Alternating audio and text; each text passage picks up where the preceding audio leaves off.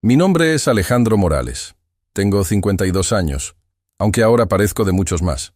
La vida que yo conocía terminó hace 1 año y medio, en una sala de espera de hospital que olía demasiado a desinfectante y a promesas rotas. Lo que pasó con Lucía, mi esposa, no fue una tragedia natural, de esas que el destino reparte al azar. Fue un acto calculado, frío, que se empezó a tejer mucho antes de que yo lo notara. Pero antes de continuar con la historia, por favor, haz clic en el botón de me gusta, suscríbete al canal y comenta desde dónde estás viendo. Tu ayuda es muy importante. Si me pregunta por el día exacto, le diría que todo comenzó un lunes, temprano. Lucía había entrado al hospital esa madrugada. Era el parto de nuestro primer hijo, una cosa que habíamos esperado por casi 10 años. La emoción era cruda, real. Yo estaba en esa sala de espera, dando vueltas, tratando de no pensar en estadísticas. Mis suegros, Ricardo y María Elena, habían insistido en que eligiéramos esa clínica privada en particular. Ellos siempre controlaban las decisiones importantes, sobre todo las que implicaban dinero o prestigio. Lucía siempre decía que era su forma de querer, pero yo lo veía como una jaula de oro. Ellos, dueños de una cadena de farmacias y de un par de propiedades importantes, nunca me consideraron a la altura de su hija. Yo era un constructor, me iba bien, pero para ellos siempre fui insuficiente. Cuando el doctor Vargas salió, noté algo raro. Lucía llevaba casi 3 horas en el quirófano. Vargas era un hombre pulcro, demasiado. Tenía el cabello perfectamente peinado y una sonrisa pequeña, como si estuviera a punto de venderte algo. Se acercó a mí sin prisa. «Señor Morales», dijo. Su tono era profesional, pero había una frialdad debajo, como si estuviera leyendo un informe meteorológico. «Tengo que informarle que la situación se complicó durante el alumbramiento. Hubo un evento hemorrágico masivo, súbito e inesperado. Hicimos todo lo que estuvo en nuestras manos». Me dijo que Lucía había muerto.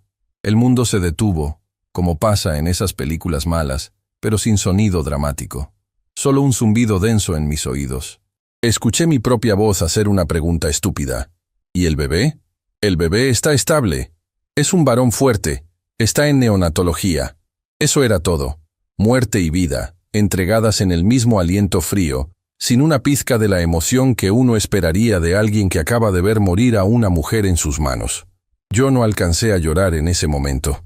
Estaba paralizado por el shock, tratando de procesar la palabra muerte aplicada a la persona que había visto sonreír hacía apenas unas horas. Pero el verdadero gancho, la cosa que me hizo encender una alarma profunda en mi estómago, fue cuando llegaron Ricardo y María Elena. Ellos llegaron 15 minutos después. Yo estaba sentado en un banco, con la cabeza entre las manos, tratando de respirar. Cuando les di la noticia, sus reacciones no fueron de dolor ni de sorpresa. María Elena llevó su mano al pecho, sí, pero no para llorar. Fue un gesto teatral, rápido. Ricardo, mi suegro, se quedó quieto y me miró. Y sonrió. No una sonrisa de alivio, sino una sonrisa calculada, rápida, que desapareció en cuanto notó que yo lo estaba viendo. Fue apenas un segundo, pero era una expresión de cumplimiento, como si hubiera tachado un pendiente de una lista muy larga. «Tenemos que ser fuertes por el niño», dijo Ricardo, y su voz era grave, pero firme, como si estuviera tomando el control de una reunión de negocios. «Alejandro, tienes que venir con nosotros. El doctor Vargas necesita que firmemos unos documentos de liberación y de trámites funerarios». Yo le dije que esperara, que me dejara ver a Lucía, que necesitaba un momento. «No hay tiempo», intervino María Elena acercándose a mí. «Los protocolos son estrictos. Además, el papeleo de sucesión debe empezar de inmediato para asegurar el futuro del niño. Lucía no querría demoras». Sucesión. Mi esposa acababa de morir. Y ellos estaban hablando de sucesión y de trámites. Me arrastraron hasta la oficina administrativa con la misma prisa con la que mueves un mueble viejo. El doctor Vargas ya estaba ahí. Sobre el escritorio había una pila de documentos. Muchos de ellos eran efectivamente de liberación hospitalaria y autorización para el manejo del cuerpo, pero en medio había papeles que no me cuadraban. Eran formularios legales densos, relacionados con la custodia provisional del recién nacido y una cesión de derechos sobre bienes conyugales para cubrir supuestos gastos médicos extraordinarios. Doctor, ¿qué son todos estos papeles?, pregunté, señalando un formulario que parecía un testamento. El doctor Vargas se aclaró la garganta. Son parte del protocolo estándar, señor Morales. Dada la naturaleza imprevista del deceso y para evitarle problemas legales futuros, los señores deben tener acceso a ciertas cuentas para garantizar la estabilidad económica del menor. Lucía lo habría querido así. Ricardo se colocó a mi lado, poniendo su mano pesada sobre mi hombro. Estamos aquí para ayudarte, Alejandro. Es mucho dolor para ti. Solo firma y déjanos manejar esto. Nosotros nos encargaremos de la casa, de todo, para que tú solo te concentres en tu duelo y en el niño. La casa. Nuestra casa. La que Lucía y yo habíamos comprado juntos. Siempre la habían odiado porque no estaba en su exclusivo barrio. La presión era asfixiante. Sentía que si no firmaba, de alguna manera estaba traicionando la memoria de Lucía o poniendo en riesgo a mi hijo recién nacido. Pero mi instinto, esa voz ronca que uno aprende a ignorar en la vida adulta, me gritaba que algo estaba fundamentalmente mal. Firmé los papeles del hospital para la liberación del cuerpo y los de la custodia provisional del bebé, porque ellos me convencieron de que era solo temporal y que yo estaba demasiado inestable para manejarlo. Pero cuando llegaron a los documentos de la casa y de las cuentas bancarias, me detuve. No, dije. La palabra me salió temblando. Esto lo vemos mañana. Ahorita solo puedo pensar en Lucía. Necesito irme. La cara de Ricardo se puso roja. María Elena dejó de fingir el dolor y su boca se apretó en una línea dura. Alejandro, no seas infantil, siseó ella. Son solo firmas para asegurar la liquidez. Dije mañana, repetí, mirando fijamente a Vargas. El doctor desvió la mirada. Eso fue suficiente para confirmar mi sospecha. Ese hombre estaba involucrado en algo que no quería que yo viera. Me fui del hospital sintiéndome vacío y destrozado, pero con la pila de documentos legales y financieros en la mochila sin firmar. Fui a casa y me senté en el sofá que Lucía había elegido. La casa estaba extrañamente silenciosa. No podía llorar. Solo podía recordar la sonrisa de Ricardo. Esa sonrisa. Me obligué a revisar mentalmente la hora del deceso que Vargas me había dado. Eran inconsistencias sutiles. Me había dicho que había sido una hemorragia masiva, pero no me había explicado por qué un hospital tan caro, con esa reputación, no había podido detenerla. Tampoco me había permitido ver el cuerpo de inmediato. Solo me había dicho que había que preparar a Lucía para la funeraria. Me levanté justo cuando el reloj de pared marcó la medianoche. No podía quedarme ahí. Necesitaba ver a mi hijo, sí, pero sobre todo, necesitaba entender. Necesitaba ver la cara de Lucía una última vez, y que alguien, en ese hospital, me dijera la verdad. Regresé en mi camioneta a la clínica. El guardia de seguridad me reconoció y me dejó pasar, pensando que iba a la unidad neonatal. Pero yo no fui ahí. Estacioné lejos de la entrada principal. El hospital privado era un laberinto silencioso de mármol por la noche. Me puse mi gorra y caminé por los pasillos menos transitados, los que llevaban a la zona de quirófanos y la unidad de cuidados intensivos, UCI, un área que no estaba abierta al público a esas horas. Me acerqué a la oficina principal de la UCI. Estaba a oscuras, solo la luz de emergencia iluminaba el pasillo. Mientras pasaba, escuché voces que venían de la pequeña sala de descanso de los médicos, justo al lado. La puerta estaba entreabierta. Me pegué a la pared, respirando superficialmente. Reconocí la voz de mi suegro, Ricardo, fuerte y autoritaria. «Es una locura, Ricardo», decía una voz que reconocí como la del doctor Vargas, pero esta vez sin su pulcritud profesional. Estaba nervioso. Mantenerla así es un riesgo legal enorme. No puedo simular una hemorragia por mucho más tiempo sin que alguien del personal se dé cuenta. Ricardo se burló. «Para eso te pagamos, Vargas. Para que no se den cuenta. El viejo está destrozado, pero es obstinado. No firmó los documentos de las cuentas. Necesitamos que ese anestésico la mantenga sedada, en este coma inducido, hasta que Alejandro firme todo. Si ella realmente murió, ¿por qué no le va a firmar a sus generosos suegros el control de la herencia?» En ese momento, sentí que mi corazón dejaba de latir. Mi cuerpo se puso helado, frío como un metal olvidado al sol. Coma inducido. Anestésico. No era posible. Lucía no estaba muerta. La voz de María Elena, más suave, pero con un filo de hielo, se unió a la conversación. Necesitamos movernos rápido. Ya tenemos la orden de no reanimar lista. Si se despierta o si se complica por la sedación, simplemente la dejamos ir naturalmente. La póliza de seguro de vida millonaria está lista para ser cobrada. Y esa póliza, querido doctor, nos tiene a nosotros como beneficiarios escogidos. Un silencio denso. Escuché el sonido de un mechero. Vargas susurró. Y esa fue la palabra más clara de todas. Asegúrense de que el marido firme antes de que el forense venga a buscar el cuerpo que no existe. O todo esto se cae, Ricardo. Ella está bajo vigilancia en la sala 4. Si alguien pregunta, ha sido transferida de urgencia a otro hospital. Lucía estaba viva, sedada, escondida en algún lugar de ese hospital, mientras yo estaba a punto de firmar su sentencia de muerte y entregarles todo nuestro patrimonio, incluyendo a nuestro hijo. Mi cerebro, por instinto de supervivencia, hizo un clic. Dejé de ser el marido en duelo y me convertí en algo diferente. Yo no podía irrumpir, no podía gritar. Si hacía eso, ellos la matarían inmediatamente y dirían que yo en mi histeria había alterado los hechos. Tenía que ser invisible. Tenía que convertirme en la sombra que ellos no sabían que existía. Me retiré de la puerta sin hacer el menor ruido. Caminé hacia mi coche. Mis manos temblaban, pero no de miedo. Temblaban de una rabia fría y controlada que nunca había sentido. Conducí a casa. Saqué mi computadora y empecé a trabajar.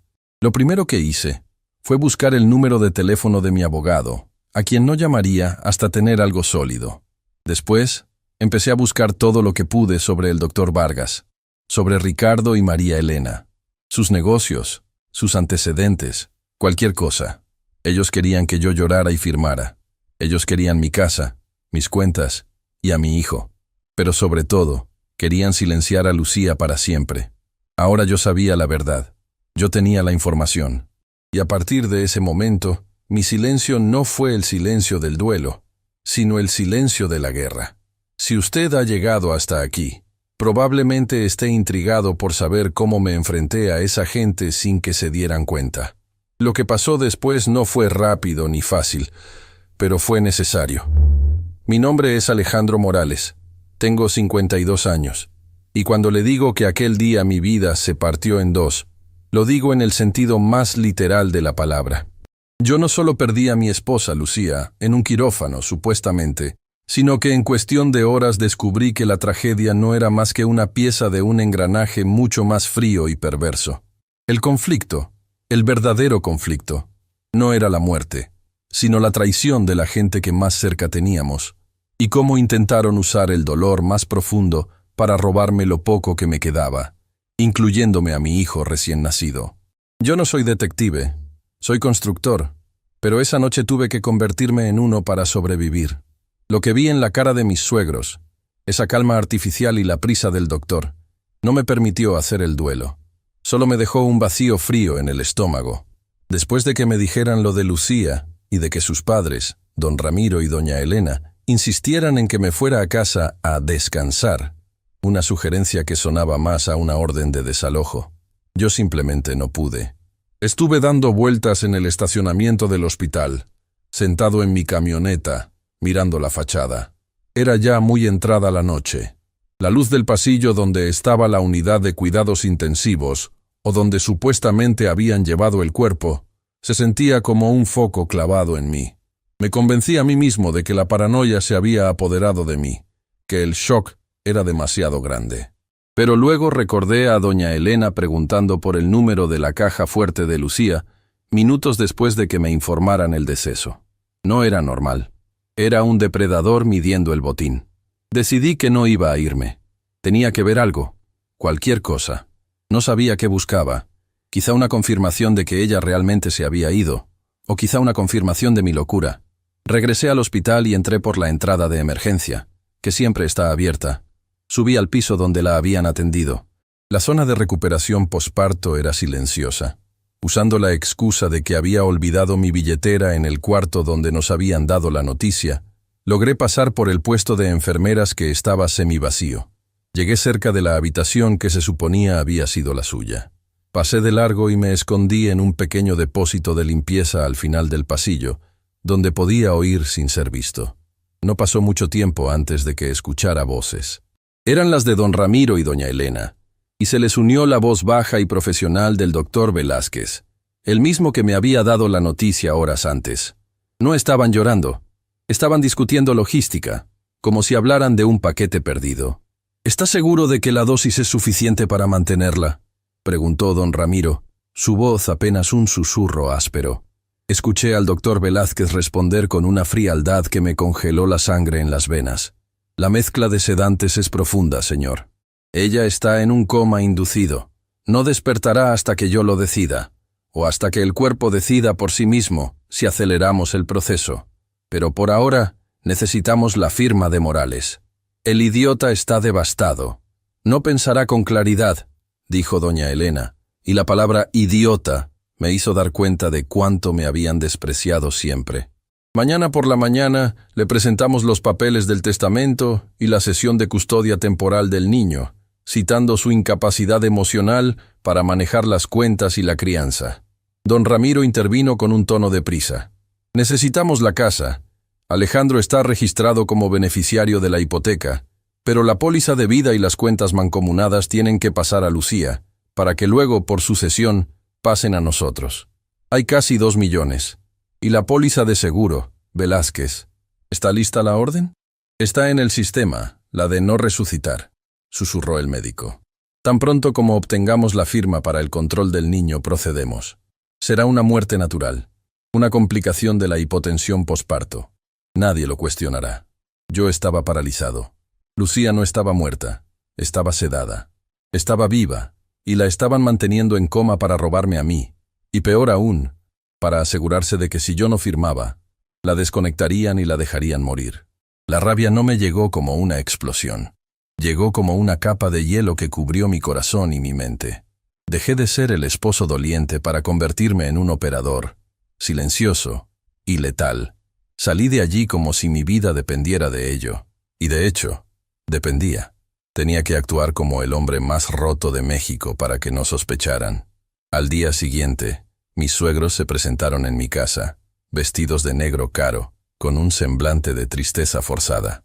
Me trajeron el acta de defunción falsificada, lo supe después, y, efectivamente, un fajo de papeles. «Hijo», dijo don Ramiro, con esa voz untuosa que usaba para pedir favores, «sabemos que estás destrozado, pero hay trámites urgentes. El bebé necesita un fondo fiduciario, y Lucía era muy organizada. Este testamento que ella firmó asegura que el patrimonio se mantenga estable, administrado por nosotros, sus padres, hasta que tú estés estable o hasta que el niño cumpla la mayoría de edad. Solo necesitamos tu firma». Apenas pude forzar un movimiento de cabeza. Me disculpé, dije que necesitaba tiempo para asimilar. «No puedo concentrarme en números, Ramiro. Dame unos días». Ellos insistieron, pero mi fingida histeria y mi aspecto de no haber dormido en días los convencieron de que era inútil presionar más en ese momento. Se fueron, no sin antes llevarse una pequeña caja de recuerdos de Lucía, que usaron como pretexto para entrar a mi casa y revisarla. Esa misma tarde inicié mi investigación. Lo primero fue lo financiero. Lucía era extremadamente meticulosa. Abrí las cuentas en línea y confirmé mis peores sospechas. Había habido varias transferencias grandes, no autorizadas por mí, hacia cuentas que tardé horas en rastrear. Los beneficiarios no eran directamente mis suegros, sino corporaciones offshore, recién creadas, que investigué a través de contactos de negocios que había hecho años antes. Eran transferencias por casi $2 millones, movidas en los días previos al parto, anticipando que, sedada o muerta, Lucía no podría revertirlas. Lo siguiente fue el testamento. No pude acceder al original, pero recordé que Lucía había mencionado tener una póliza de seguro de vida grande de la que yo era el único beneficiario. Empecé a indagar con el agente. El agente me informó que, de manera extraña, unas semanas antes, Lucía había cambiado al beneficiario, nombrando a sus padres en caso de mi fallecimiento o incapacidad. Esto, en sí mismo, no era raro. Pero la firma que había en el documento de cambio de beneficiario no parecía la de Lucía. Era demasiado perfecta. Aproveché mis contactos en el sector inmobiliario y de la construcción. Necesitaba historial criminal. Descubrí que don Ramiro tenía antecedentes financieros turbios de hace 20 años, resueltos supuestamente fuera de los tribunales. Fraude hipotecario. Un patrón de ataque. Mientras tanto, en el hospital, yo necesitaba un topo. Alguien que no estuviera comprado por el doctor Velázquez. Me acerqué a la doctora Patricia Robles. Ella no era la médico tratante principal de Lucía, pero estaba en el turno de la noche cuando la intervinieron. La abordé en el estacionamiento, lejos de las cámaras, sin mencionarle el robo. Doctora Robles, le dije manteniendo la voz baja. Sé que no es su paciente, pero soy el esposo de Lucía Morales. Hay algo en la manera en que se manejó la emergencia que no me cuadra. El doctor Velázquez habló de un colapso súbito, pero mi esposa era sana, y los informes preoperatorios lo confirman. Me gustaría que revisara discretamente los signos vitales exactos de las últimas 24 horas. Siento que se omitió información crítica. No la acusé. Apelé a su juramento. Le dije que temía por la vida de mi hijo, que dependía de la verdad. La doctora Robles, una mujer de unos 40, con ojos cansados pero firmes, me miró fijamente. «Señor Morales», me respondió con cautela, «hubo ciertas irregularidades en la sala de partos. El manejo de la anestesia fue más prolongado de lo usual. Déjeme investigar. Pero si me expongo, me destruirán». Yo le aseguré que la protegería. Le dije que estaba reuniendo pruebas legales, no buscando venganza personal. Le di un número de teléfono seguro. El segundo eslabón fue la enfermera Marta Delgado. Marta era más joven y parecía incómoda. La encontré en el vestíbulo tomando un café. «Marta», le dije directamente, usando su nombre. «Sé que Lucía está en la UCI. Sé que no murió. Sé que el doctor Velázquez y mis suegros tienen una orden de no resucitarla. Y sé que usted lo sabe». Ella se puso pálida. Su vaso de café tembló. «Señor, no puedo hablar. Me despiden». «No solo la despedirán, Marta. La harán cómplice de homicidio. Están planeando una muerte. Y usted está en el turno. Mi esposa está viva y mi hijo necesita a su madre. ¿Puede dormir con esa conciencia?». Marta no pudo responder con palabras. Solo asintió, las lágrimas empezando a rodar por su rostro. Me dio información crucial. La ubicación exacta de Lucía, el nombre específico de los sedantes, y confirmó que la orden de no resucitar estaba en su expediente, esperando la firma final del familiar más directo, que convenientemente serían los abuelos después de que yo firmara el poder. Con la información del hospital y las pruebas financieras, el panorama era completo. Fraude, secuestro médico, si se puede llamar así a mantener a alguien en coma contra su voluntad, intento de robo multimillonario y conspiración para asesinar. Necesitaba un fiscal de verdad. Ahí entró Manuel Salazar, un hombre con reputación de ser incorruptible y metódico. Le presenté un expediente, no un cuento. Documentos bancarios, la supuesta póliza falsificada, el historial de fraude de Ramiro y los testimonios de mis aliados dentro del hospital, aunque estos últimos de forma confidencial, para protegerlos. Salazar revisó el archivo en silencio. Tardó casi 1 hora sin decir una palabra. Al final solo me preguntó, «¿Sigue actuando como si no supiera nada?». «Sí», respondí. «Sigo siendo el esposo destrozado. Están esperando que firme en cualquier momento». «Bien», dijo Salazar. «Necesitamos más. Necesitamos un testigo que confirme el patrón. Alguien que ellos hayan atacado antes. Fue ahí donde la investigación criminal de don Ramiro fue útil. Encontré el nombre de Valeria Ochoa, una mujer que hace años había perdido su casa en un esquema de fraude similar que involucraba a Ramiro, aunque él nunca fue a la cárcel. La contacté, y después de una conversación difícil, ella accedió a testificar. Ella confirmó el modus operandi de la familia, la explotación de la vulnerabilidad para el robo de activos y la manipulación legal. El tiempo se estaba acabando. El doctor Velázquez, presionado por los padres de Lucía que temían que yo siguiera postergando la firma, comenzó a mover sus piezas. La doctora Robles me envió un mensaje codificado, preparando traslado. Sabíamos lo que significaba. Estaban preparando el cóctel letal. Velázquez estaba a punto de actuar. Había citado a mis suegros a la mañana siguiente para lo que sería el último adiós. Ellos pensaban que iban a ver el final. Yo sabía que esa noche, antes del amanecer, era nuestro único momento para actuar. Todo el plan de justicia dependía de que Velázquez y mis suegros no se dieran cuenta de que la red se estaba cerrando sobre ellos, justo cuando se sentían más victoriosos. En ese momento, solo me importaba que Lucía siguiera respirando, y que mi hijo creciera sabiendo la verdad.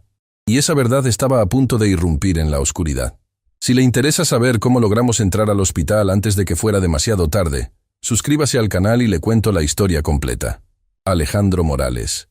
52 años en aquel momento, aunque hoy me siento como si tuviera 82.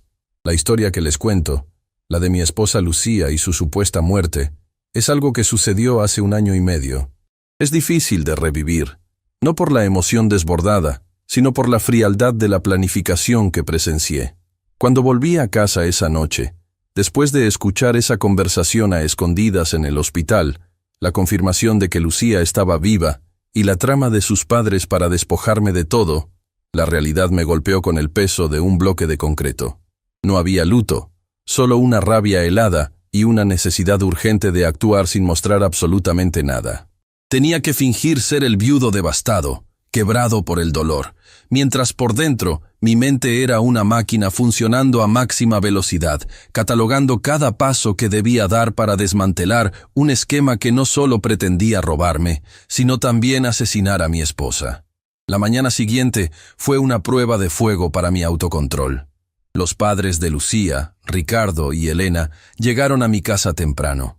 No para consolar, sino para empezar a hablar de trámites.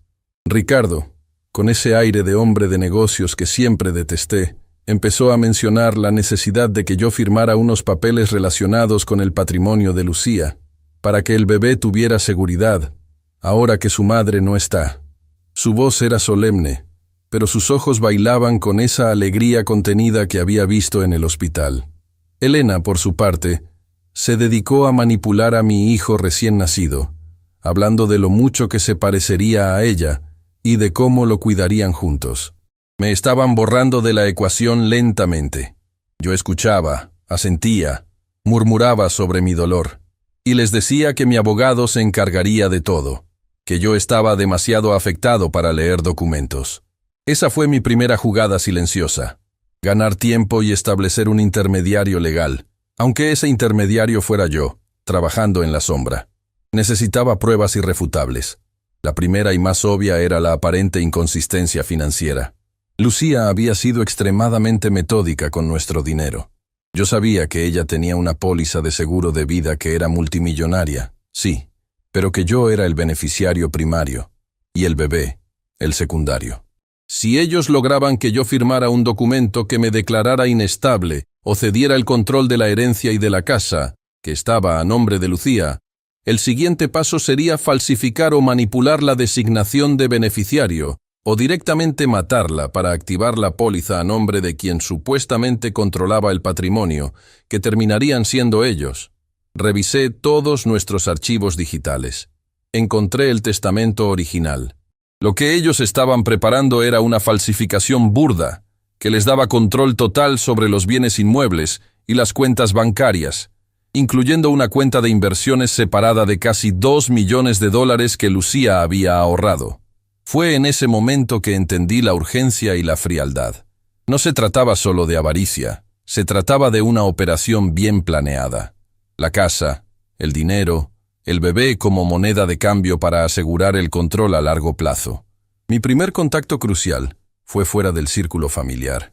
Necesitaba infiltrarme en el hospital sin levantar sospechas. La doctora Patricia Robles, la internista que supuestamente había confirmado la muerte de Lucía y que ahora supervisaba su coma inducido, era mi objetivo. No podía abordarla directamente. Hice una investigación discreta sobre ella, su historial, su reputación.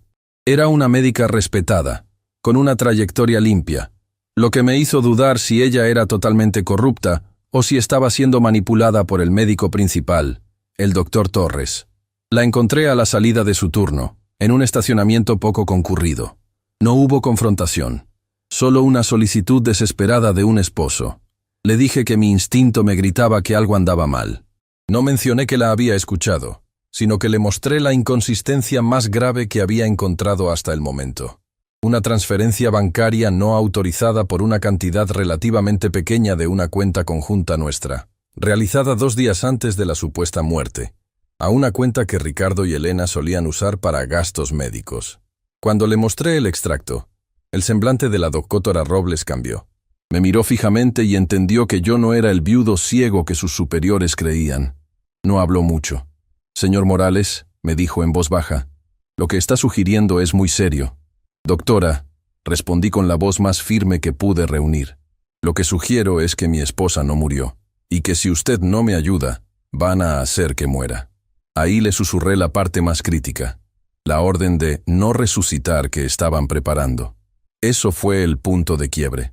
Una orden DNR, Do Not Resuscitate, en un paciente joven que acababa de pasar por un evento traumático pero estabilizado y mantenido en coma inducido sin una razón médica clara, era una señal de alarma profesional ineludible. Patricia Robles, a pesar de las amenazas implícitas de sus colegas, tomó una decisión esa noche. Se convirtió en mi aliada. Ella me puso en contacto con la enfermera Marta Delgado, una mujer de carácter fuerte y ética inquebrantable, que estaba harta de lo que veía. Marta no solo confirmó la sedación excesiva y la manipulación de los registros, sino que me dio detalles vitales. Las dosis exactas de propofol y midazolam que se estaban utilizando para mantener a Lucía al borde, y que el doctor Torres, el médico corrupto, había estado entrando a la habitación de Lucía a horas inusuales, solo para revisar el monitor y susurrar órdenes a Marta, órdenes que ella se había negado a seguir por completo, lo que la había puesto en riesgo de ser despedida. Con la información médica en mano, me centré en el aspecto legal y criminal. Necesitaba un patrón. Si Ricardo y Elena eran capaces de esto, no podía ser la primera vez. Mi investigación sobre el historial financiero y legal de los suegros, utilizando una base de datos comercial a la que tenía acceso por mi antiguo trabajo, reveló algo espantoso. Ricardo y Elena, bajo el disfraz de una firma de consultoría de bienes raíces, habían estado involucrados en al menos 2 casos similares 5 años atrás. Personas mayores o vulnerables que morían inesperadamente después de un evento médico, dejando sus bienes a fideicomisos controlados por ellos. Uno de esos casos había dejado un rastro de una sobreviviente, una mujer llamada Valeria Ochoa, que había logrado escapar de un esquema de tutela abusiva después de que su padre muriera. Localizar a Valeria Ochoa fue difícil, pero vital. Ella vivía en otra ciudad ahora, tratando de reconstruir su vida. Cuando la encontré y le expliqué mi situación, no dudó. Ella ya había sido víctima de Ricardo y Elena. El patrón era idéntico. Manipulación en un momento de crisis médica, falsificación de firmas y una presión despiadada para obtener el control de propiedades. Valeria se convirtió en nuestro testigo clave, confirmando que mis suegros operaban con un cálculo criminal, no con dolor filial. Armado con el testimonio de Valeria, los registros financieros, las transferencias no autorizadas y el seguro, y la corroboración interna de Patricia y Marta, los prontuarios adulterados y la orden DNR ilegal, me presenté ante el fiscal Manuel Salazar. Salazar era conocido por ser un hombre de justicia silenciosa, implacable, pero que exigía pruebas sólidas. La reunión con Salazar fue tensa. Le entregué una carpeta densa de evidencia. No le conté una historia de sentimientos, le presenté hechos. Fraude de seguros, falsificación de documentos, robo y el intento de homicidio por omisión a través de la orden de no resucitar. Patricia Robles se unió a la reunión por videollamada, arriesgando su carrera, y confirmó la situación de Lucía, explicando la sedación y el riesgo inminente. «Señor Morales», dijo el fiscal Salazar, con el ceño fruncido mientras hojeaba los estados de cuenta, «esto no es solo un pleito familiar por herencia. Esto es crimen organizado. Pero necesito flagrancia para intervenir de la manera que usted necesita, en el hospital. Necesito probar que el riesgo de muerte es inminente. Yo sabía que el tiempo se agotaba. Mis suegros estaban ansiosos. Lucía llevaba casi una semana sedada. La señal llegó a través de un mensaje de texto cifrado de Marta a Patricia. «Están moviendo el protocolo. Hoy al anochecer. Dosis letal combinada. El doctor Torres, bajo presión de Ricardo, quien probablemente temía que yo fuera al banco a congelar las cuentas, había decidido acelerar la muerte natural de Lucía. Querían que ella se fuera esa noche, antes de que el lunes yo pudiera firmar algo, o peor aún, confrontarlos. Esa fue la decisión interna final. No había más tiempo para esperar la orden judicial perfecta. La vida de Lucía, la madre de mi bebé, estaba contada en horas. Llamé inmediatamente a Salazar y le reenvié el mensaje de Marta. «Señor Salazar», le dije, mi voz extrañamente calmada, «el riesgo ya no es inminente. Es ahora. Vaya a la corte. Nosotros vamos al hospital. Estaré allí con la doctora Robles. Necesitamos la orden de traslado y arresto antes de que él active el botón de la bomba de infusión». Esa noche, no volví como un esposo desconsolado. Volví como un depredador que iba a recuperar lo que era suyo. Me reuní con Patricia en el estacionamiento del hospital. Ella traía consigo un pequeño maletín médico de emergencia, preparada para estabilizar a Lucía si era necesario. Entramos por la puerta de servicio, moviéndonos como sombras, sabiendo que cada paso era una apuesta a vida o muerte. El plan era simple y aterrador. Patricia iría primero, fingiendo una revisión de rutina.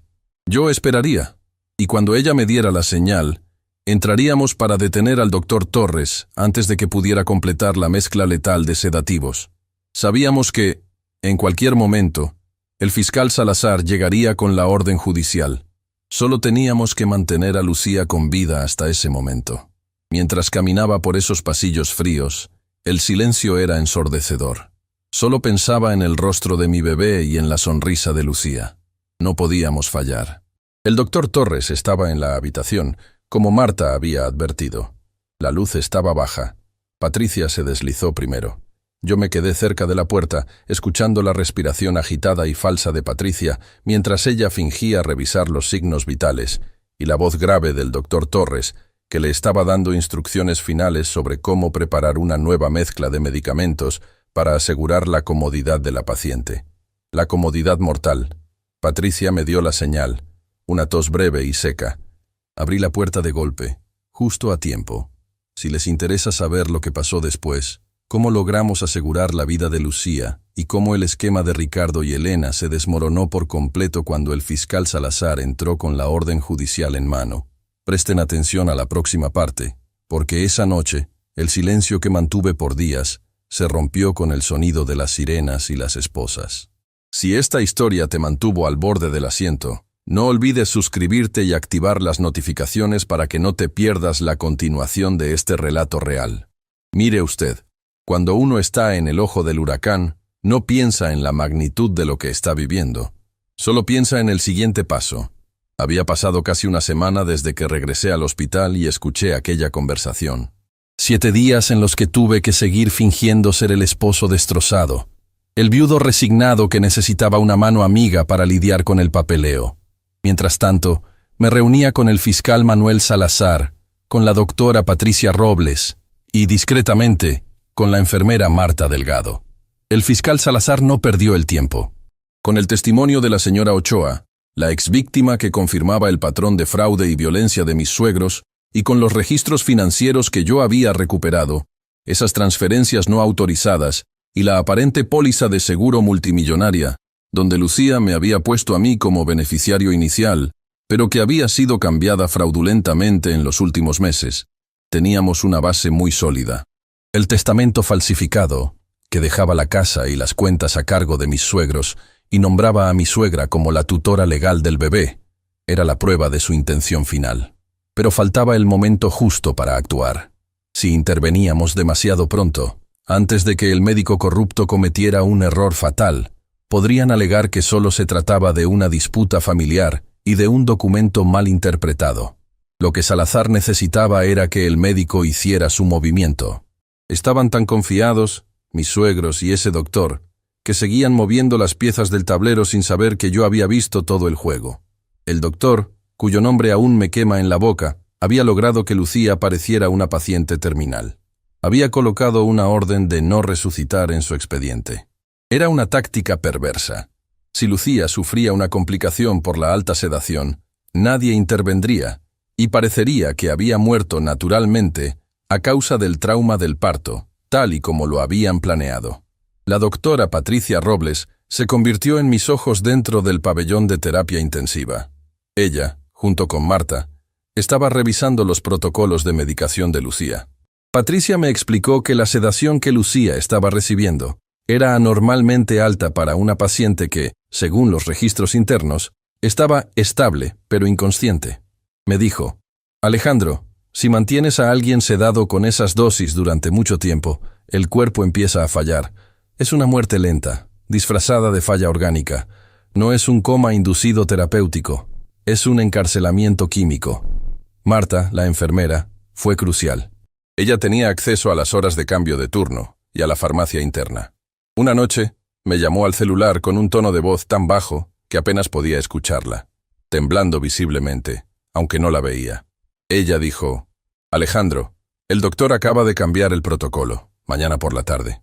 Lo hizo él mismo, no lo pasó por el sistema de farmacia central.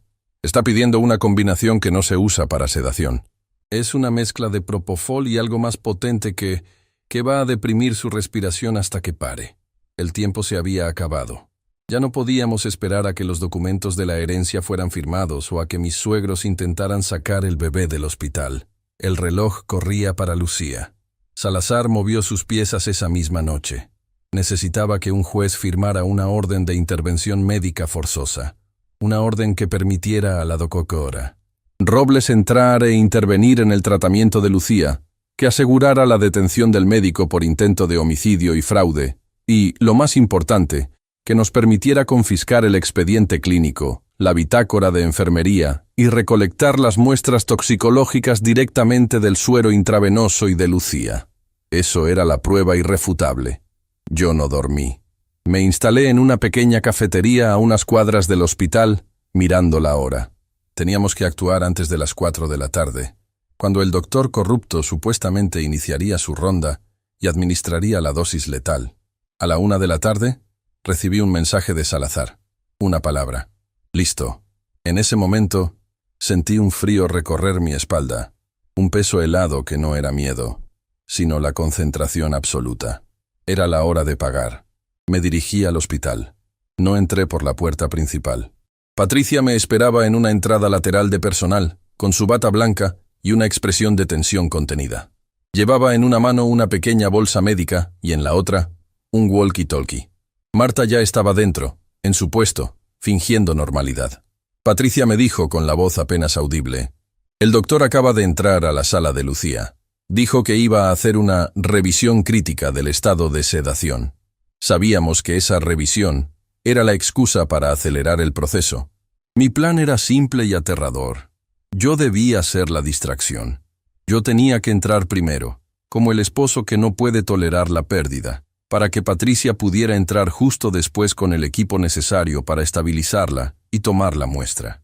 Llegué a la UCI. Los pasillos parecían demasiado brillantes, demasiado limpios. Vi a mis suegros sentados en la sala de espera, cerca de la entrada. Mi suegra, doña Elena, estaba leyendo una revista con una calma insultante. Mi suegro, don Ricardo, me vio llegar y me dedicó esa sonrisa de compasión falsa, esa que me había roto el corazón al principio y que ahora solo me llenaba de náuseas. Me acerqué a ellos. Mi suegro se puso de pie, fingiendo preocupación. Él dijo: Alejandro, ¿qué haces aquí? Deberías estar descansando. El médico está revisando a Lucía. Nos dijo que quizás hoy veríamos un cambio significativo.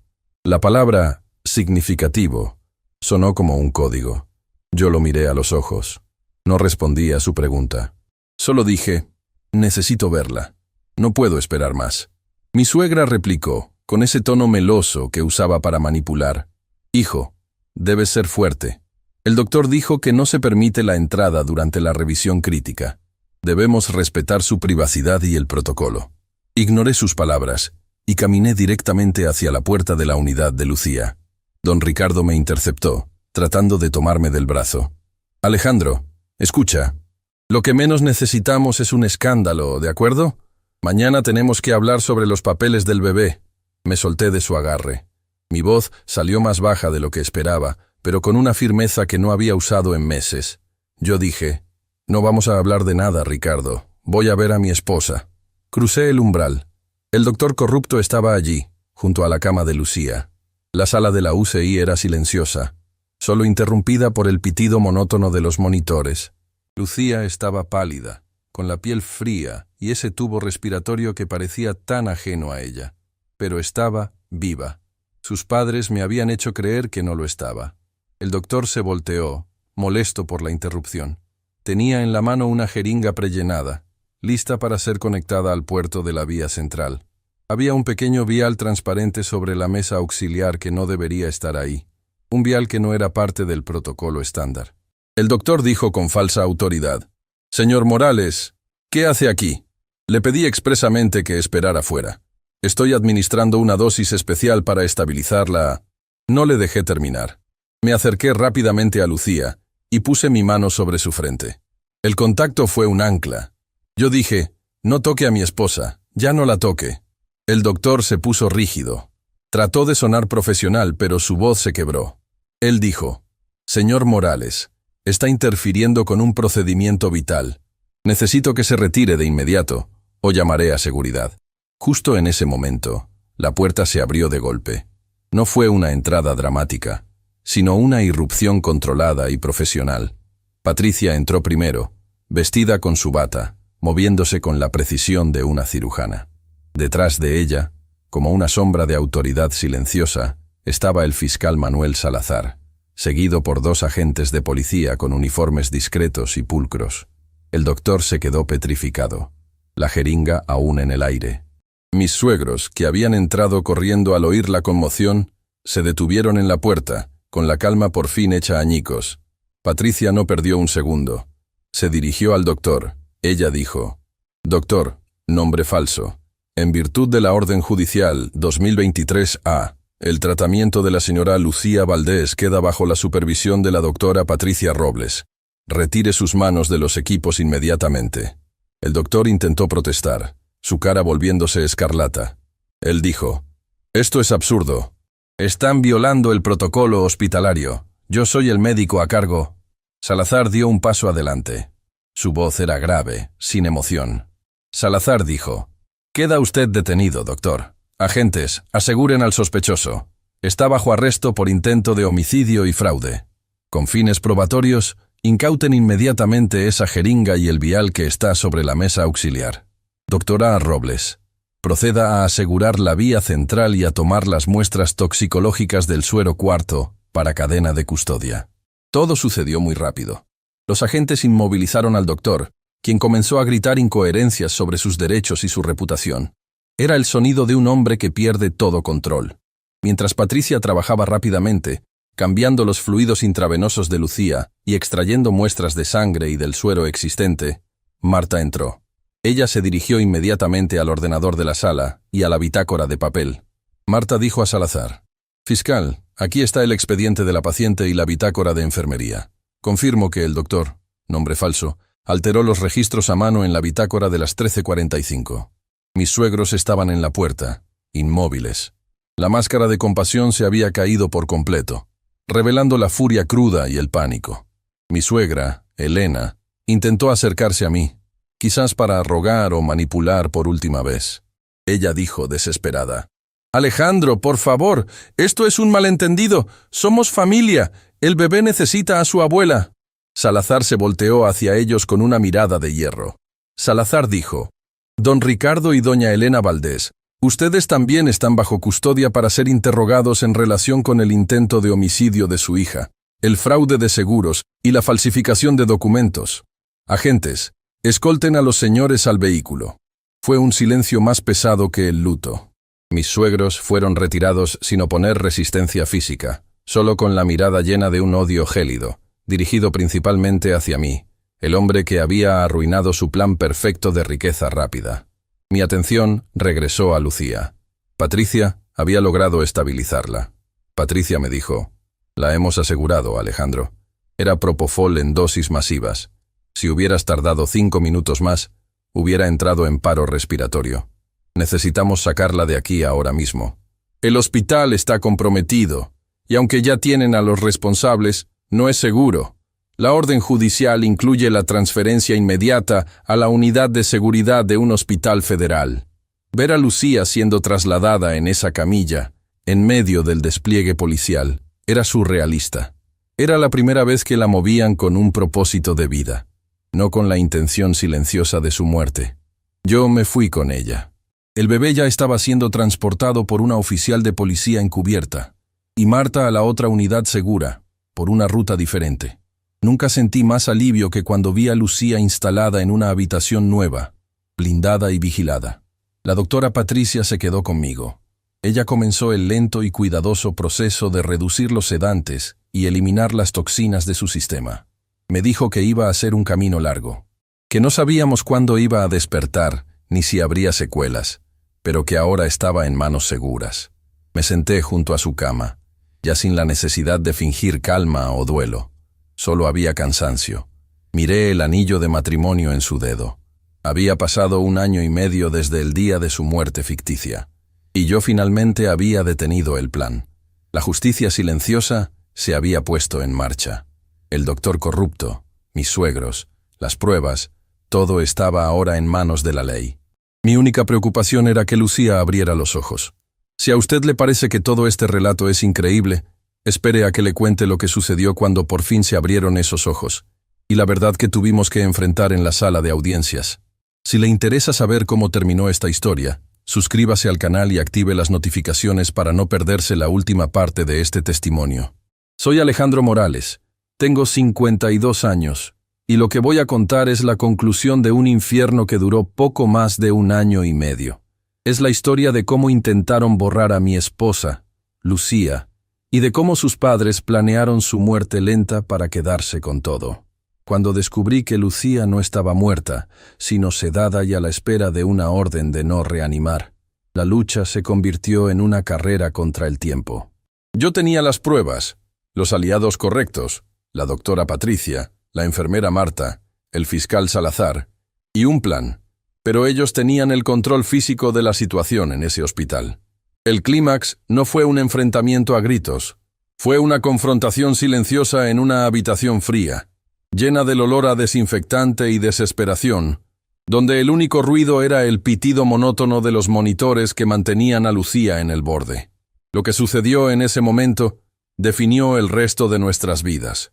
El doctor Damián, el médico corrupto contratado por mis suegros, no parecía alterado. Tenía la calma pulcra de un sicario que ha hecho su trabajo 1000 veces. Había entrado a la habitación de cuidados intensivos, donde Lucía seguía conectada, con una jeringa en la mano.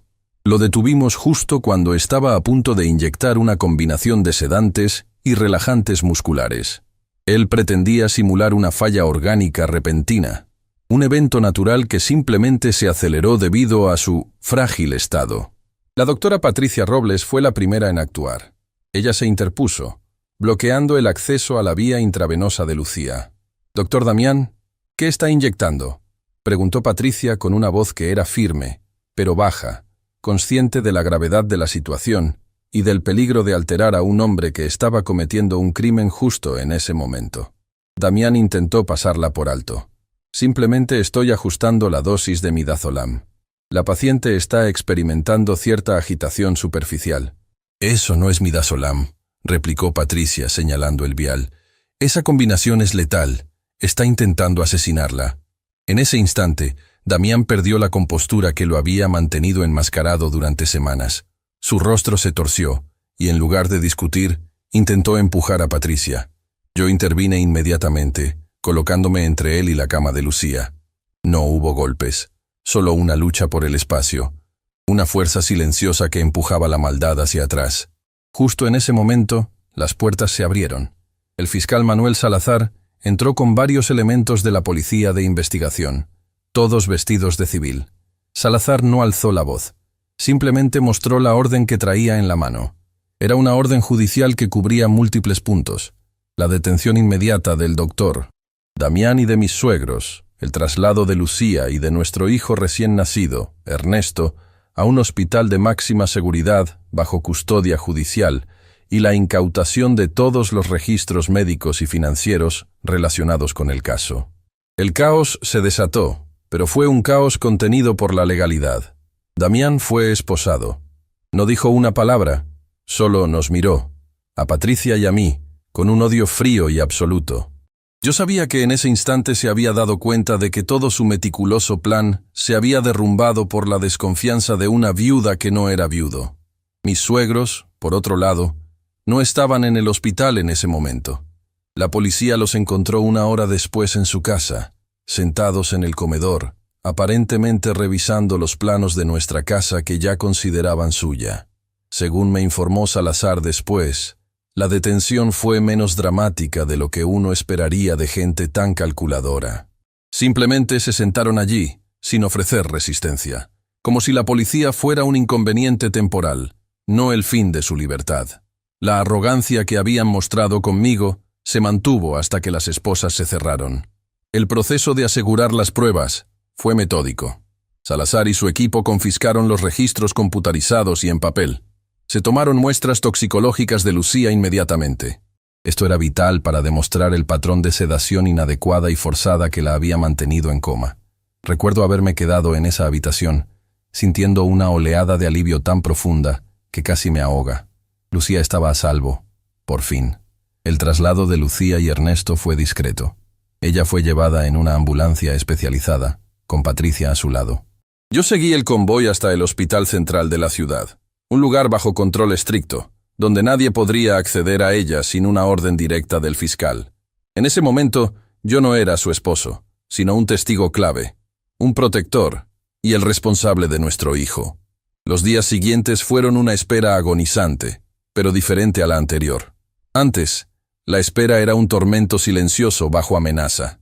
Ahora, era una espera de recuperación, respaldada por la ley y la esperanza. Ernesto estaba bien. Era un bebé tranquilo, ajeno a todo el horror que había marcado sus primeras semanas de vida. Lo tenía conmigo, en la casa que ya no era una trampa, sino un refugio temporal. Una semana después del arresto, recibí la llamada de Patricia. Me dijo que Lucía había mostrado signos de actividad cerebral. Estaban reduciendo gradualmente la sedación. La espera era crucial para evitar daños neurológicos, pero el cuerpo de Lucía, joven y fuerte, estaba respondiendo. El momento en que Lucía despertó no fue sacado de una película. No hubo un despertar dramático, sino un parpadeo lento, confuso. Cuando entré en la habitación y me vio, su reacción fue de extrañeza. No había reconocimiento inmediato, solo una mirada vaga. Había pasado demasiado tiempo bajo la influencia de sedantes. Patricia me había preparado. Alejandro, debes ser paciente. Tiene que asimilar un trauma inmenso. Habla con calma, sé tú mismo, pero no la agobies. Me senté a su lado. Le tomé la mano, sintiendo la fragilidad de su piel contra la mía. Le hablé de Ernesto, de nuestro hijo, de lo sano que estaba. Ella no podía hablar todavía, solo asentía con dificultad. Tardó varios días en poder hilvanar frases completas. Cuando lo hizo, me preguntó por su madre. Fue la pregunta más difícil de mi vida. Tuve que explicarle con la mayor delicadeza posible la verdad, que sus padres la habían traicionado, que habían planeado su muerte y que estaban bajo arresto. Le conté cómo nos habían mentido sobre su muerte en el parto y cómo habían intentado usar su cuerpo sedado para robar nuestra vida. Lucía no lloró ni gritó. Simplemente se quedó en silencio, absorbiendo la traición. Era un dolor frío, más profundo que la tristeza. Al final, cerró los ojos y dijo dos palabras que resonaron en la habitación del hospital. Quiero testificar. Su testimonio fue la pieza final en el rompecabezas. Cuando estuvo lo suficientemente estable, el fiscal Salazar tomó su declaración en el hospital, grabada y notariada. Ella confirmó las presiones financieras previas, los intentos sutiles de sus padres porque Lucía hiciera un testamento a favor de ellos, y el control abusivo que ejercían sobre sus finanzas, incluso antes del embarazo. El juicio se llevó a cabo 6 meses después de la intervención. Fue un proceso largo y detallado. El fiscal Salazar no dejó piedra sin remover. La evidencia era irrefutable. Primero, los documentos falsificados. Mi suegro había falsificado la firma de Lucía en un testamento que le cedía todos nuestros bienes si ella moría en el parto, incluyendo la casa que yo había pagado antes de conocerla. pero que pusimos a nombre de Lucía por confianza. Segundo, las transacciones. Las transferencias no autorizadas de las cuentas de Lucía sumaban casi $2 millones, desviados a cuentas offshore y a una empresa fantasma registrada a nombre de su hermana, que también fue implicada. Tercero, el seguro de vida multimillonario. Habían activado una póliza de seguro de vida a mi nombre, con Lucía como beneficiaria, pero con una cláusula modificada que, si ella moría antes que yo, el dinero iría a parar a una fundación controlada por mis suegros. Cuarto, el testimonio médico. La doctora Patricia presentó un informe devastador sobre el patrón de sedación forzada. El informe toxicológico demostró que Lucía había estado recibiendo dosis que, aunque no eran inmediatamente fatales, la mantenían en un estado vegetativo inducido, haciéndola vulnerable a cualquier complicación natural que el doctor Damián pudiera acelerar. Quinto, el testimonio de Valeria Ochoa. La exvíctima que había contactado con Patricia confirmó el patrón de fraude financiero, violencia y manipulación médica que esta familia y el doctor Damián habían usado antes. Su relato fue fundamental para demostrar premeditación y reincidencia. El clímax legal fue cuando el doctor Damián intentó defenderse argumentando que simplemente había seguido órdenes y que estaba tratando la condición de la paciente con medios agresivos, pero necesarios. La jueza no aceptó la defensa. La condena fue severa.